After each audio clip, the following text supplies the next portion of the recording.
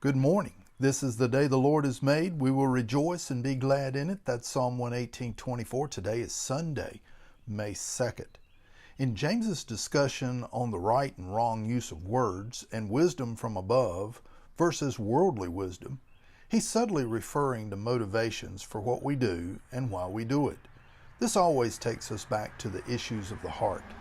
In verse 2 of James chapter 4, James says, "You do not have because you do not ask." We seek things and answers in our own way and power and forget to ask God.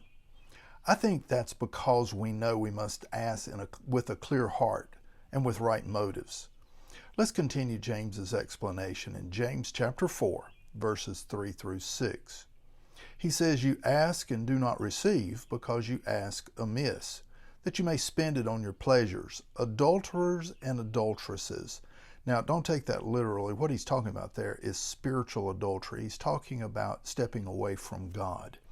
Verse 4, "Do you not know that friendship with the world is enmity with God?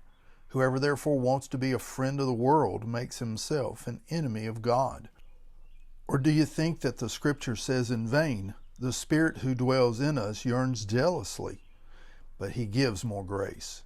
Therefore he says, 'God resists the proud, but gives grace to the humble.'" Let's apply this.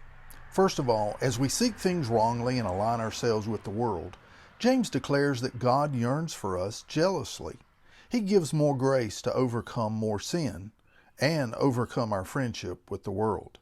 Secondly, God is looking for one thing in restoration. Whereas pride takes us away from God, humility opens the door to God. As we humble ourselves, He welcomes us back home. Today is Sunday, May 2nd. Love God, love people, love never fails.